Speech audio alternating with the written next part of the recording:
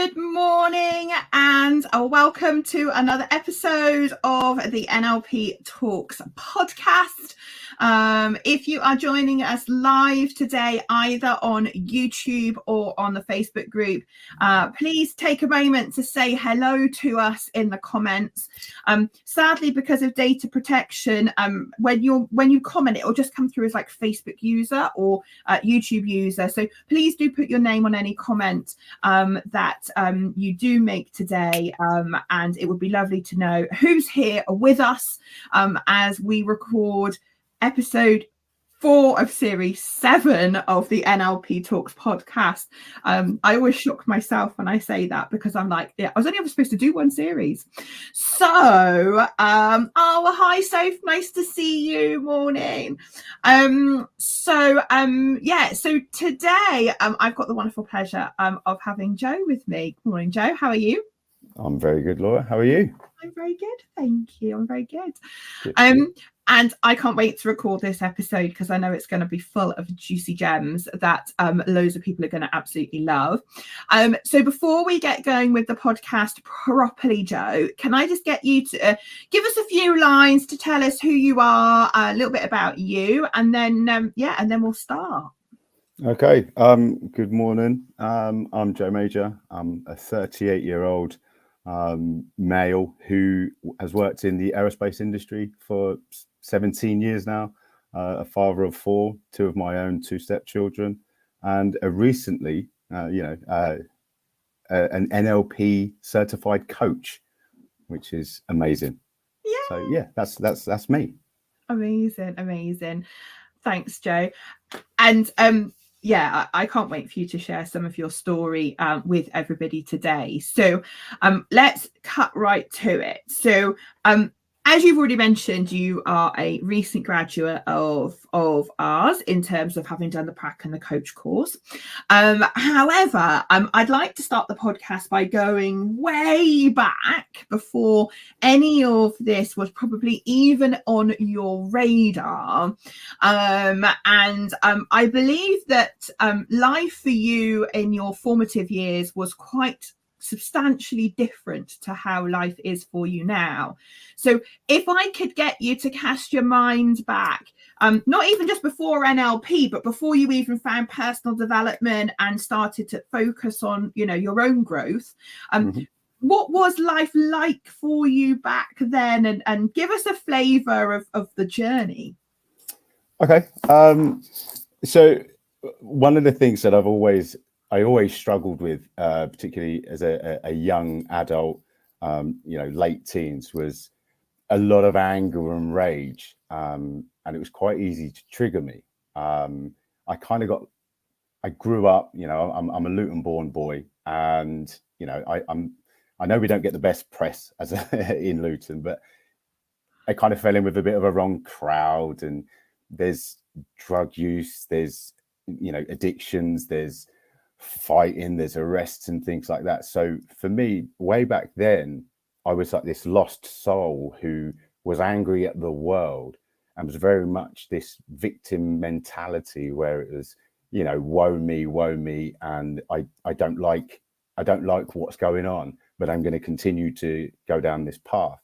And that sort of led on over the, as the years went on, I realized post emotional breakdown, 5 a.m. in the morning in the gym.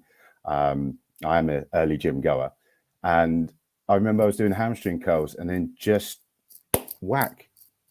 emotion. I just started to cry in the gym. I'm this man, this full of masculine energy, this alpha, and I'm crying in this gym setting at 5 a.m. not understanding why.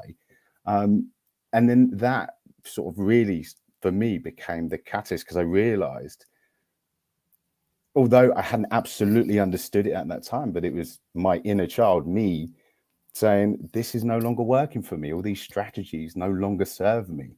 So yeah, that's kind of like how things sort of were, and then led me up to this point where it was okay, now what do I do? What's the next thing for me to help me? Because at that time I didn't know that these things that we now have were available. So Mm-mm. that was really the start for me. I guess that must have been quite a scary place to be in as an alpha male, that, you know, it has a lot of masculine energy to sit there in a gym and burst into tears and then think, oh my God, what's like happened to me? And you know, that must have come with quite some vulnerability, and for you to even go and seek any kind of support or help must have taken a huge amount of courage, given the environment that you were in at that time. Yeah, it did, and it was so profound. I remember it still vividly because it's a part of my journey that I'm not ashamed of, because I know so many people go through this stuff, and it was so hard that I even struggled to be vulnerable, because I kept saying to myself, you know, what's going on? Stop this, stop this. You know, I couldn't allow my, you know, the emotion to pass through the vessel that is me. And I was just holding it. And I remember I still went to work. I spoke to, you know, some of the guys that were there, and I said, I can't be here today. And I remember coming home, and my partner was upstairs getting ready for work. And he said, what are you doing home? And I just sat there, and no words could come out of my face. And I just sat there. And it was the point when she put a hand on my back and said, are you okay? That was it. That's where I felt safest to therefore allow that just to come out. And I just couldn't talk. I couldn't compute what was going on. I was really in sort of this dark place. And yeah, and that, like I say, is the thing that made me then say, what's next? How do I fix this? I can't continue like this. It's not serving me, and it's not good for anybody else around me. Because, like I say, with the anger and the rage that I had within me, for whatever, you know, for whatever reasons, would just manifest. They'd come out, and it was ugly. It was destructive. So yeah, it was hard in that setting to be vulnerable, but I allowed it to be. It took about 30 minutes of my first therapy session to really let it all out in there, but we got there. But that's when I realized how good it felt to release. You know, I've been carrying this I am alpha at an unconscious level. I don't mean that in a toxic kind of way. That's how I've been raised. You know, I never saw my dad cry. So it was just keep going, just keep going, just keep going. And it didn't serve me anymore. Yeah. And it's interesting, isn't it? I think, you know, in more recent years, I don't know, last 5, maybe 10 years, there has been this popular phrase, and I don't really like popular phrases, but this more popular phrase of toxic masculinity, and the impact that has on, you know, men that are middle-aged now, because of how they'd been brought up by the male role models in their life, and then how that's now having an impact on the lads coming up now, and all of that stuff. And it sounds to me like you kind of had a pivotal moment in your life where you realized that this can't change, you know, this has to change, you know, like you can't continue on that path. You're absolutely right. And I think what was the benefit that I had was I had people around me that understood. You know, there was no judgment and there was no shame. And I think that was the main thing for me, is they could see my pain before I'd even, you know, I was feeling it, but I didn't know, because it was such a normal emotion for me, a normal feeling to have. And then just, like I say, having that judgment-free zone just allowed me then to go, okay, you know, strip it all back. Let's go back. Let's do the work. And this is why, you know, sort of 18 months on from that period of time, we're talking now as you know, I'm talking to you as a certified coach, wanting to help. So it's amazing how you kind of go through that journey. And I think sometimes, as hard as it is to be in those dark places, and as hard as it is to finally admit that maybe something needs to change, that's part of the journey that makes us who we are, right? Yeah, for sure. And you know, it's these, you know, you've got the saying that the happiness is not found at the destination, it's in the journey. And I can now express true gratitude you know, for every day of my life, not because I was so broken, because there's people that are infinitely, you know, have been through and go through things that are infinitely worse than what I did. It's, you know, but it's a beautiful thing to have done this journey and now being able to look at other people and still say, I do understand, maybe perhaps not to the degree that you are, but I understand, and I'm not going to judge you and I'm not going to shame you for that. What we're going to do is we're going to dust ourselves off. We're going to talk about this safely, and we're going to agree on how we're going to help you and make things better for you, so you can live the life that you dream. So yeah, no, and I think you're right. I think that shame's massive, isn't it? Right? You know, it's massive for so many of us. And you know, and thank goodness that you found someone and a safe space where you could open up and you could be vulnerable and you could work through some of those demons and some of those, you know, gremlins, whatever we want to call it, that we are. And I just love that phrase, and I say it all the time on the courses, don't I? But you know, the body is absolutely designed as a vessel for which emotion should pass through. The problem is when we emotionally shut down, and I know because I can relate, you know, to your story, not exactly, but I you know, have my own challenges in the past. But when you shut down and you hold on to that anger, that rage, and you keep it in here and you don't express in an appropriate way, and allow some of that to go, you hold it in the fiber of who you are, and that manifests. I know you said to me previously that you didn't realize that the mind body connection was such a big thing in terms of what we do in NLP and, you know, all of that stuff. And you know, and particularly I'd love you to share the kind of journey you've had with your internal critic, or your whatever you want to call it in here, as you've been doing your NLP journey, because I'm guessing that how you talk to yourself and how you treat yourself now is somewhat different. It's grossly different, in the positive. So part, you know, one of the reasons why, or one of the things that we found during therapy was the way in which I was spoken to and shamed as a child. And I don't mean that as a criticism to my parents or any of the caregivers in my life. You know, I'm not here for that. And it is, they did what they could do, the best that they could do, armed with the knowledge and skills that they had available. But it was just the power of words. You know, I don't think we realize the power in the words.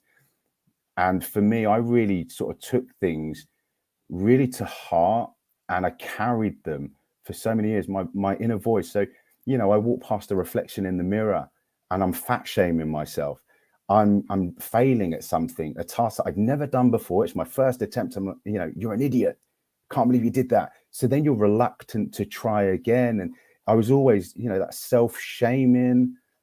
Everything was in the negative for me.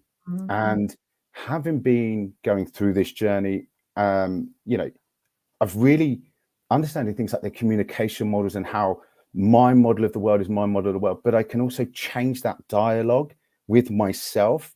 So I don't, you know, we know the map is not the territory, you know, and therefore what I see and what I perceive are not the actual thing that I am seeing and perceiving. So therefore I can process things now and almost look behind it and understand, but then look inwards and say, what is it about that I'm seeing that is triggering this response within me? You know, that could be, you know, anxiety is a huge thing. If I'm feeling, you know, mildly anxious about something, okay, what is it? What is my body trying to tell me now? What is it that I don't think I know? You know, and I can process it and then say, okay, well, let's take that leap. We were talking, you know, just before this, that as long as you're taking a step forward, it doesn't matter how big or small that step is, just move forward, just keep going, because eventually you'll look back and you'll go, wow, I've come a long way. And that's kind of, like I say, that's where my journey started. Small steps. And now I look back and I am grossly different to the man that was 18 months ago, a shell of a man, going to the gym, going, oh, you're fat and you're worthless and you're useless, to now sitting here saying, I'm in a position where I feel great. I feel powerful. I have the knowledge. And for for what I don't know, okay, I don't know it. I'll go and learn it, because the power of my mind and, you know, certainly my unconscious mind, I now trust to take care of me and to serve me. So I function grossly differently to yesteryear. Yeah, no, absolutely, and it's lovely listening to you talk, because it's almost like you've just nailed like all these presuppositions of NLP, and the map is not the territory and things, but haven't just nailed them. Like, I can hear you get them. Like, I think there's a massive difference between when you go on a course or you read a book or whatever, and you have an intellectual knowledge of, here are the presuppositions of NLP, and this is the guiding principles, the underlying assumptions of NLP, blah blah blah. And you can kind of intellectually get them. I think it's entirely different when you actually can embody them and actually, I get them, I understand them. They are actually principles that I get that help me. Like, that's like a whole other level, of understanding. And you so elegantly then talked about it without talking about it, if that makes sense. It's just become part of the fabric of how you think and feel and act, I guess. Honestly, like, I can't stress, for me, it's anybody that's sitting on the fringes thinking, is NLP for me? And I didn't do NLP, so I thought NLP was, I'm going to go and offer this and serve other people using these tools. But actually, it's the NLP training, the practitioner and the coaching stuff, that all the techniques used on me have grossly changed me. And now, because I've had them done on me, and again, I'm a that's a distant memory, the version of Joe, way back then. I'm now sat here going, look, I am the testimony, I am the review, I am the video review. This is me. I live and breathe this, because to me, this is not a joke. I didn't do it just, well, I think so. No, this is absolute. This works. And for me, it's changed my life so much that now I want to empower other people using everything that's been done to me, in terms of the NLP training. I want to impart those skills, and that, insert those into your unconscious mind, so that you can live and feel the way that I feel every single day. That, we have down days, obviously, but you can process that better. You can now understand, what is this strategy that I'm utilizing now? If you feel sad, okay, it's okay to feel sad. It's okay to feel low. Sit in it for 5 minutes, then ask yourself the questions, and then let's move forward. Honestly, NLP is a game changer. I love it. I love it. So let's just go back just a little bit, if we can, because I'm conscious that, because you and I can talk all day, right? So let's just go back a little bit. So we've kind of done the childhood, growing up, teens, early 20s, ended up with you being in a place that you didn't want to be in. A pivotal event, let's call it, happened, which meant that you went, I need support, I need help, and you went and found it. And that led you from your therapy, whatever we want to call the work you did on yourself for that problem at that time, led you to a passion to want to find out more. And I'm just curious, like, what led you from, I've had a personal experience and I need to change, to deciding that NLP would be the thing that you would kind of invest in? And like, what's that bit of the journey like for you? Because I'm guessing there's going to be people that listen or watch this podcast episode that are going, do you know what, Joe, your story resonates with me. I got some stuff in my past that causes me a problem. And like, how do you make that leap between, I've had an event in my life, and you deciding that NLP was something that you wanted to look at? Because when did you start your training with me? I'm looking at my calendar now. So I did the diploma in February last year. Just February last year. Oh my God. Yeah. First, a lot longer than that. So you did in a good way. So February last year, you did your 2-day online diploma to kind of test the water. So I guess you'll talk a little bit about that in a minute. And then you went on to do your certified practitioner online with me in the springtime. I think it was October, back end of October. Yeah, and then you did your so you've literally, so we're sat here recording this for the purpose of the recording. We're recording this in January 24. So you did your certified practitioner and coach course literally a couple of months ago. Yeah. Yeah. So help people understand that journey of how did you decide on NLP being it, and then how has that journey happened for you? So it goes back. So I remember it was 2006 was the first time I'd heard about this thing, NLP, reading Darren Brown's book. So I knew of this thing known as NLP, neuro linguistic programming, and then after the event and on that journey, I started to sort of read and dabble in podcasts, and there seemed to be these common themes, and I was like, okay, everybody's saying the same things, and these are highly respected people, so let me start to investigate. And then I think it was purely by accident I found you on LinkedIn, and you were doing a webinar. Okay, so I thought, let me jump into a webinar and see what this is all about. So you did the webinar, and then being a 3-time convincer, I went on to another webinar. And then I started talking to myself and saying, actually, I think this is the thing that I need to do first, and that was the diploma course.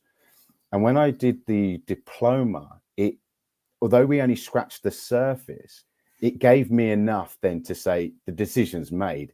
I've got to go forwards and understand this at a deeper level. So it was almost like a self-healing journey that I was going through and trying to seek something that resonated with me. Diploma gave me that thing. I went and got my diplomas in life coaching, and I thought, well, this, the what, when, how questions, okay, I can understand the benefit, but NLP is results focused, and you get change at end of sessions. Like this is anyway. So I kind of then took the leap and went on to practitioner, and I made a commitment to myself at that point in joining up. I'm a guy that says when you set an intention, when you set an intention is what you give attention to. So I said I'm going to take all the audio stuff, and every day I commute for an hour each way. I'm gonna listen to it an hour minimum every single day. I read the manual from cover to cover. I continued to deepen that understanding of the practitioner level NLP stuff, and then I actually read The Alchemist. Okay, so I submitted my examination. I'd got the pass, and I read The Alchemist, and it was talking about omens. Trust the omen, trust the omen. And I actually received an email from Lynn that, I hope she doesn't mind me saying her name, that said, here are your joining instructions. And I actually emailed her and said, I think you've sent me this in error. I'm not due on the course for another sort of 6 to 8 weeks. She said, yeah, it was just an error, admin error, my bad, sorry. And I said, well, this is an omen to me. Can I join it? She said, yeah, we've got space. So that then brought it forward. And then again, with the Construing and Convincing strategies, we had a coaching call post-prac, practitioner training and graduation. And you were talking about the coaching stuff, timeline therapy and hypnotherapy. And they were the things that the tools I really, really wanted. And again, having experienced timeline therapy as part of our practitioner training, that was the nugget. That was the thing that changed everything for me. So I said, I've got to do it. So I hadn't even enrolled in the course. I just said, I've got to take the money from savings. I'm doing it. And 2 weeks later, you saw me again on that training. And now I have all of these tools and these skills. And I go, I sit here and say, they're the best things that have ever happened to me. So it started off, to answer the question really, as this self-healing journey, reading, studying, the biology of belief, the mind-body connections, when the body says no, etc., etc. I know the themes, the underlying theme was all the same, the mind and the body connection. And when I realized that NLP had that, I thought that's where I've got to go.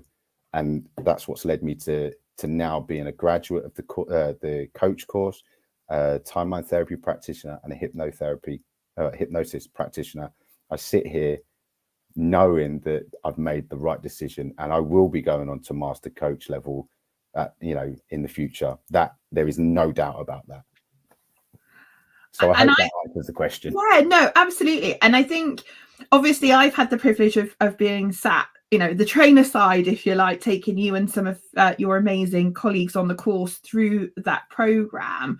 And I have to say, I don't think it's been a long time since we've had someone that's so eager and so enthusiastic, and literally you're like a sponge, like you literally soak up everything and so well prepared. And I always say to people, I know everybody kind of goes, oh, Laura, the pre-course study, like, all of that stuff. And I'm like, Joe, you are like the role model, which is when someone arrives on these courses, having absolutely done the pre-course study, really understood it, they get so much more out of the courses. And that's why I'll never, ever, ever take out that pre-course study, because it's such an essential part of the journey, lighting the thought processes, light bulb moments that you have, the thinking that goes on around it. And I say this to everybody, and I know Lynn says it's to our students as well. The better prepared you are coming into any of our courses, the more you are going to get out of it when you come out the back end.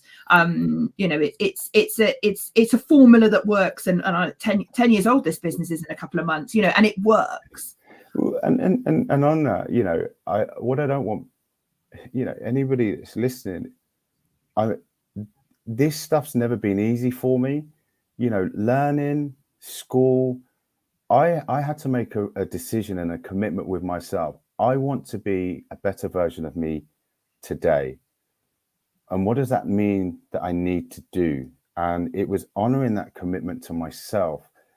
Was it always easy? No. But we all talk about motivation. I'm motivated to do this. Motivation will come and go.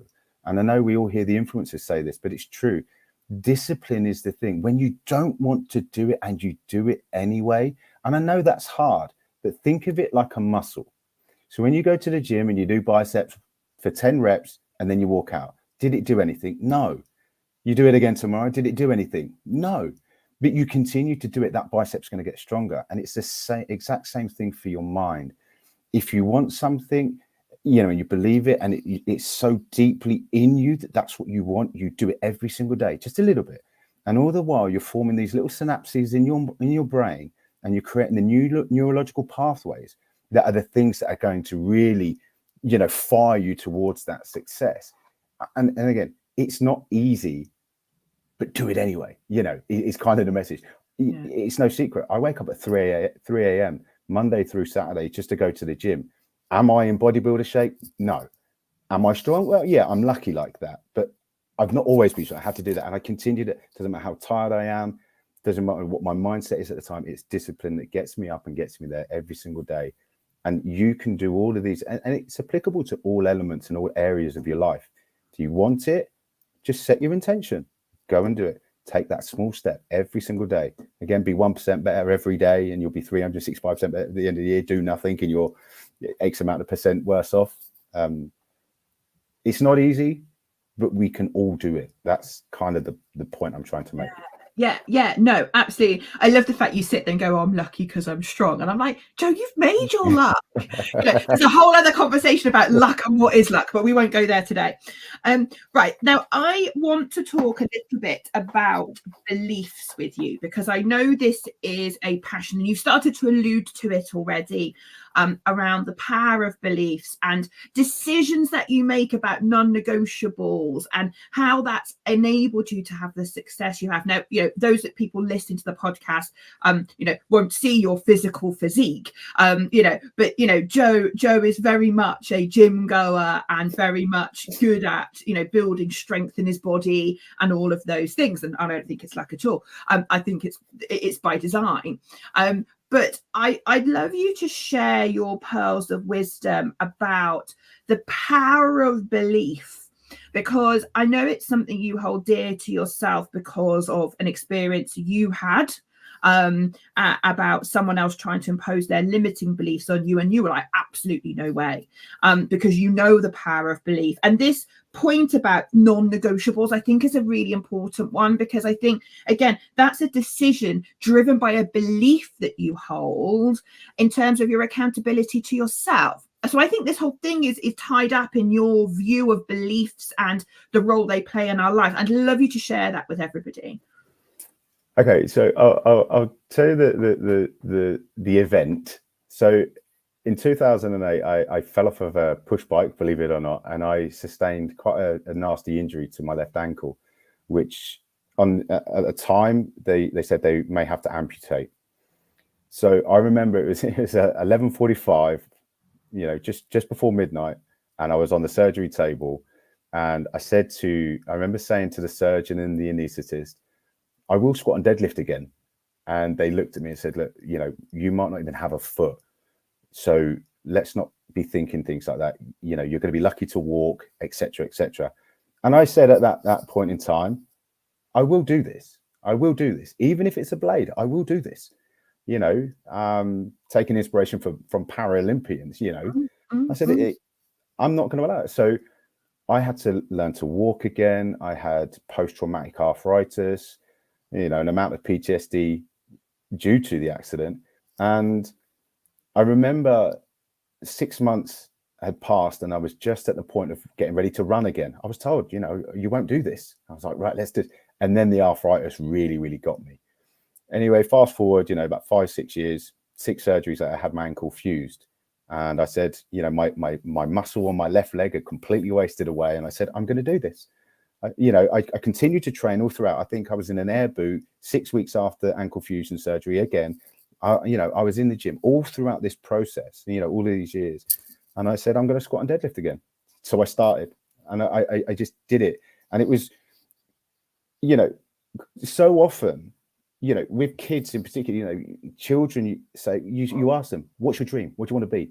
My son at the moment is saying he wants to be a footballer. Now I could say to him, oh, don't be ridiculous. I'm going to crush his dream. So instead I embrace it. You can be a footballer. Absolutely. Because I know what people try to do to me. I'm not going to do the same thing to anybody else. So for me, I made it that commitment and I said, this is non-negotiable. So I started at that, way back when now, I said, I'm going to get up at 4 o'clock in the morning and I'm going to train twice a day. And that's what I did. I said, I'm going to train legs 3 times a week. One of those sessions is just going to be my left leg. And that's not negotiable. It does not matter how much pain I am in. I'm going to do this. And I did it. And it was, again, where, I set an intention and I placed every single part of my attention on that. My belief was that I am strong enough. My body is such a smart thing that it will figure this out. Are my mechanics, my biomechanics slightly off? Absolutely, of course they are. But my body has figured it out. My mind made the decision and my body followed it. And that's where I'm at. So even little things, I don't have a snooze on my alarm clock. It's set, it's non-negotiable. Get up. But I'm tired. I don't even allow it into my head. But at times when it did, I'm tired. Well, guess what? You're only going to be tired for a day. Go. Let's do this. You'll feel better for it. And here I am. My belief is that whatever I set my mind on, I will absolutely achieve that. To whatever degree, it doesn't matter. It's irrelevant because I'll get it by osmosis anyway, purely because my mind is going and my body will say, I'm going to keep up with it. I've got to keep up with it. So yeah, my beliefs are so deep and they cannot be shifted. If you said to me, Joe, you can't do that, I'll be like, I'll show you. Want to bet? And what's amazing now is understanding and knowing language patterns and the linguistic patterns that we've learned is I hear it in everybody. And that's not to shame them. We all do it. We all have them. And it's when you say it, catch it. I can't do, I can't do that. No. You can't do it yet. You can't do it today because you've never done it. So let's remove the negation. I will learn to do that. I will learn to do that. Not try, because tries suggests failure. We're going to do that and we're going to achieve. So that's why, again, trying to wrap this all up in the NLP context, it's those things and those linguistic patterns that I now understand. The narrative and the dialogue that I share with myself in here is so profound that when I say I'm powerful and I have greatness within me, I don't mean that in a pretentious or look at me kind of way. What I'm saying is even if I don't know today, you can be damn sure I'll know tomorrow. And to your point, when I did the coach, you talk about my level of understanding. There was no pre-course study, but in that 2 weeks from that coach call, I read 2 books and 3 manuals because I want to come there armed and equipped with everything that I know we're going to talk about to deepen my understanding. And again, it was non-negotiable. You know, Atomic Habits was particularly good for me as a book to teach me. I wanted to read again because I didn't read. Put your book, make the 2-minute habit, put the book next to your bed. I've got a stack of books next to my bed now, and every single night, because I decided this is non-negotiable. And they don't have to be big things. They don't. I just say, I'm going to read. I don't say I'm going to read a chapter. I don't say I'm going to read for half an hour. I'm just going to read. I've read 2 sentences and gone, my eyes are heavy and I'm not feeling it. I'm not engaging with it. Close, put it down. Don't beat yourself up. No judgment zone. Go to sleep. You know, so yeah, I hope that answers. I just think it does, Joe. Honestly, it's just fascinating when you listen to someone like yourself talk about non-negotiables and those hard lines and those decisions that you've made, because you have absolutely created a habit, you have created an internal program, and you've ingrained that into, you know, your beliefs about yourself and how you hold yourself accountable. Like there's the whole mindset piece about non-negotiables, and a lot of people talk about non-negotiables. Oh, so my non-negotiables are this and my non, you know, but essentially a non-negotiable is as simple as a decision, which is a hard decision that line's not going to be crossed, and a belief that if that's coupled with the belief that you can do things, then yeah. I'm curious, like pre and post NLP, I know you will have had non-negotiables, and I know you will, you know, for example, when you had the injury on your foot, I mean, that was well before you did NLP. So to this non-negotiable and these decisions that you make about your life and it is not an NLP thing, but I'm curious as to whether there is a difference pre and post NLP in terms of how you apply those non-negotiables to yourself.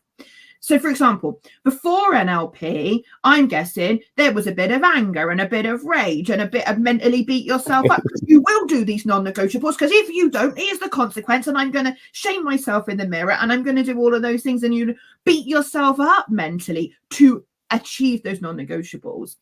Whereas post NLP with the non-negotiables, I'm guessing, and I'd love to hear from you, that you treat yourself differently. And I'm wondering if that's actually meaning that you're achieving more because the approach about the non-negotiables is different. I don't know if that makes sense, but it absolutely doesn't. It goes back to the strategies stuff, and that is, I'm now motivated towards things because that's the thing that I actively seek. Therefore, I will get closer to that thing that I seek, as opposed to being an away from, because I will get so far away and then I'll go, oh, that's far enough.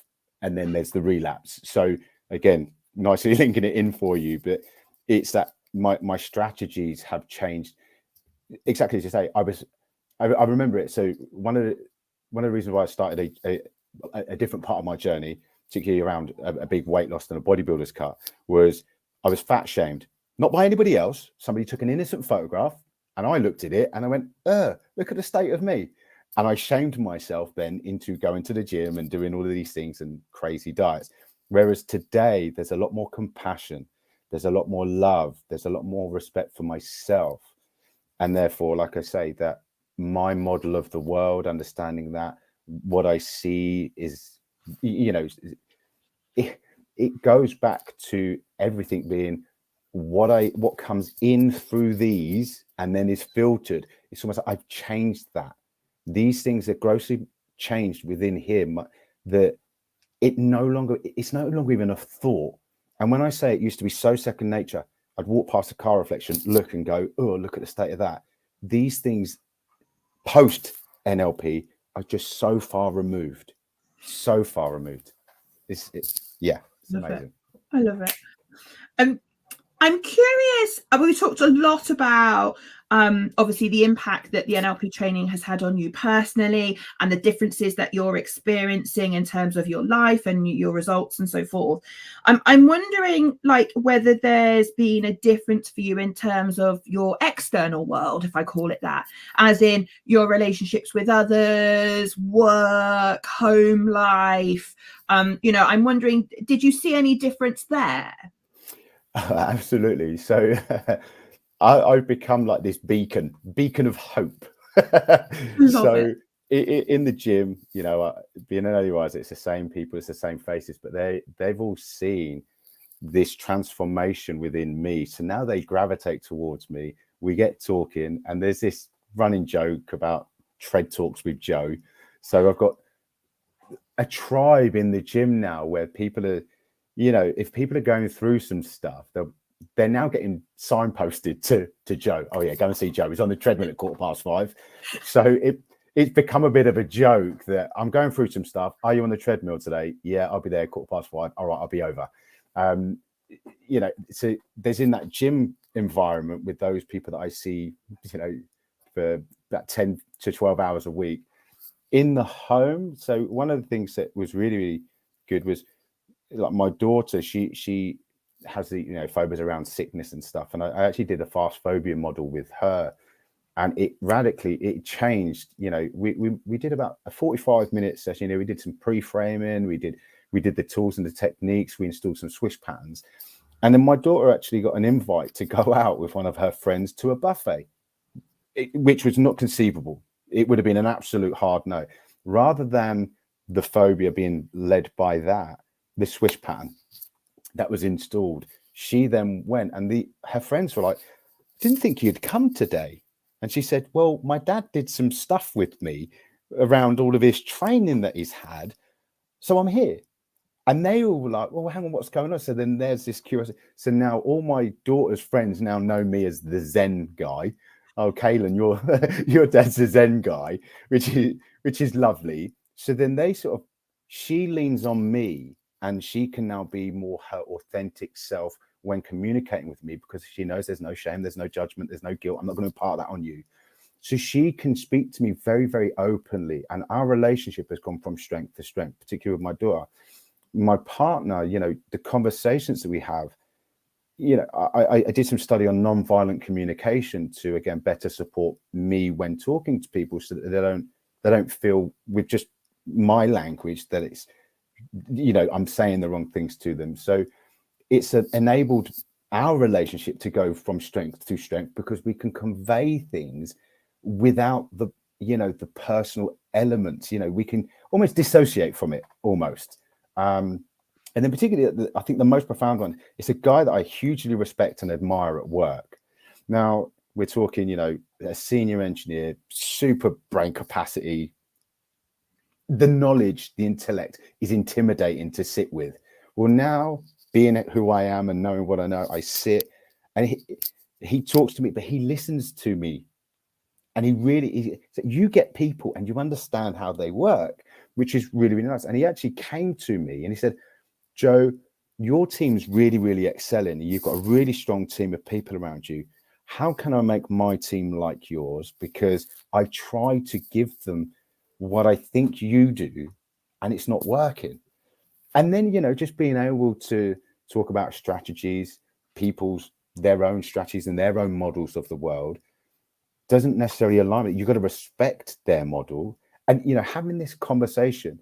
And what's the nicest thing was he left it and he said, this is why I came to you, because you get this. And I cannot stress to you how profound it was to hear those words, particularly for somebody for 17 years. You've been a huge admirer, a fan, going, this man knows everything. Well, you don't know how to lead people in the right way, apparently. But now he's on this show. So all, you know, everything has changed for me, like everything, you know, even when, so we co-parent, you know, we're a blended family. My relationship with my ex, the communication, the way in which we talk, there's no anger, there's no, you know, it's all so far removed. It's very objective, child focused, and we can do that because now, you know, when you can start hearing these things escalating and going, it's like, should we just take 5? Should we just take 5? Let's, you know, and just, so all of my relationships have gone from strength to strength. Most notably my daughter. You know, that's the best one for me. And I love it when you talk about your daughter. I remember you coming in one morning on the prac course telling us when you'd been having a conversation with her in the car, and I love watching you light up when you talk about that, and how amazing for her to have a dad that understands language and mindset, and for all your kids, I know you love them all, and to have someone guide them in the early part of their life with the knowledge that you now have. I mean, that, oh my goodness, that is going to set them all on such a path. Like even like your son, like talking about being a footballer, someone that I know, was talking to their daughter not that long ago, and she wanted to go off and do a particular job, and he was like, yeah, but let's be realistic, there's only a very small handful of people that ever get to do that. And you think, no, don't say that to her. Yeah. Like absolutely, you could be one of those few people. Let's gear you up to be that person, not sit there and go, yeah, but only a couple of people end up doing it. How about you do this instead? Well, I had similarly, so my daughter was talking about what she wanted to do as a career path, and I could have taken an opportunity to say, but that's a bit difficult, isn't it? Instead, I actually said to her, well, what stops you from starting to learn those things today, so that when you get there, you already have a base level of understanding, some base knowledge? And she was like, actually, Dad, I think you're right. I might get some books and start listening to podcasts. I'm like, exactly. Well, there's nothing you can do it today. You can do it today. So I know how easy it is, though. I know how easy it is for us to say, oh, come on, don't be silly. And to catch yourself when that thought enters your mind and before it exits your mouth, it's very, very hard. But once again, it's like a muscle. The more repetitions you give it, the better you become at not doing that. Yeah, no, absolutely. So I'm again, I could talk to you all day, Joe. I'm just like, there's so many other things I've written on my sheet and we haven't even got to. You'll find me boring at some point. So obviously, you've had a tremendous transformation in so many areas of your life as a result of the training that you have done with me over the autumn, and it's an absolute pleasure to have you back on the podcast to hear some of those nuggets of some of the things, of the differences that it's made. If someone was listening to this podcast, and I'm guessing there'll be a reason that they're here, they're either curious about your personal story or they're curious about the difference that NLP makes. But if they were listening to this podcast and a little bit probably like you and I both were at one point, as in, I think I might do NLP, but I'm not really sure. What would you say to someone that was listening to this podcast that was just on the fence thinking, I just don't know, should I, might I, what might happen if I did? What would you say to them? I would say take that leap. And the reason for that is I know the profound impact that it's had on me, and then everybody that's been in the groups, everybody that's been on the webinars, those master pracs and master coaches that I've interacted with, everybody, the Facebook group, everybody is saying the same thing. This has changed my life. And you can do it just for you, not to go into a coaching work or anything like that. It will set you up and set you in good stead for anything you choose to do. Career, you'll be able to sit in rooms and just listen to people and understand. You can understand. But then when you speak, people will be hanging on to what you're saying, because you're now going to talk in such a way that there's no ambiguity. It's absolute, but it's not aggressive. That's been removed. But you honestly, it's amazing. And we had a guy who was the biggest skeptic on my course. You'll know who he is, Laura. That this person was the biggest skeptic. Amazing person, by the way. Absolutely love this person. But he said, I don't get it. I just don't get it. I don't get it. And yet once the techniques were done on him, and then he started doing it, and then he realized it was like that light bulb moment. He went, oh my God, this is amazing. And then joined us again on the coach course, because this is amazing. So if you're sitting on the fence right now, you will never regret having done this and investing in this for you. You will only regret that you didn't do it sooner. Trust me on that one. I wish I had done this years ago, but thankfully I didn't, because it wouldn't have been you, Laura. Yeah, exactly. And the amazing people you did the course with, I think that's the other thing I think everybody talks a lot about is our wonderful supportive community. And I know there's a bunch of people watching this live today. Hello Phil, hello Sophie, lovely to see you both here. And it's always there's such the support within our community is just so special. Like we seem to attract such wonderful people that are just so supportive of each other, and your group was the same as pretty much every group that I've ever taken through the program. So yeah, but thank you for those pearls of wisdom. Now I know that you have such a passion to help other people that you've now decided that because of the transformation in yourself, you don't want to sit on all these tools yourself. You want to be able to help other people, and so you've now decided that you're going to set up a coaching business alongside your full-time job that you already have. And I love the play on your name, Major Transformational Coaching. I was like, yes, absolutely. It's perfect, wasn't it? Absolutely perfect. And I know people will find you on Instagram and social media platforms if they search for Major Transformational Coaching. But just, I'd love for you to share your thinking behind the ethos of the coaching that you want to do, and this idea of wanting to catch people before they fall. I just think it's a beautiful concept. So I'll try and keep this brief. So I broke in such a way, despite my belief that I had a fortified mind. And if I can have that belief myself, and on to the external world be viewed as he's got his stuff together, he knows what he's doing, he's all right, and then to break in the way that I did, I don't want anybody else to go through that suffering in their own respective way. So you're right, and I say it all the time. If I can fall and hit the ground as hard as I did, I can get back up, dust myself off. Great. I kind of want to help and catch people before they hit the ground and say it's okay, and be that safe set of hands and that support for them to help them grow and be the thing that they dream. That's really what it is for me. That's the crux of it for me. I understand that there is infinite possibilities in your world, in my world. You've just got to make your decision and say, that's the thing I want. And I'll hold your hand through that process is kind of the whole, that's why I set up the business. Those that are before, recognizing this isn't working for me. Joe, can you help me? Yes, let's do this together. Let's do it. It doesn't matter what you want, whether that's just your mindset, whether it's your career, if it's just you're feeling a little bit stuck and you just need some clarity, those sorts of things. So that's where I'm coming from. I just want to help people to be the best and the greatest version of themselves, because everybody, I believe, has greatness within them.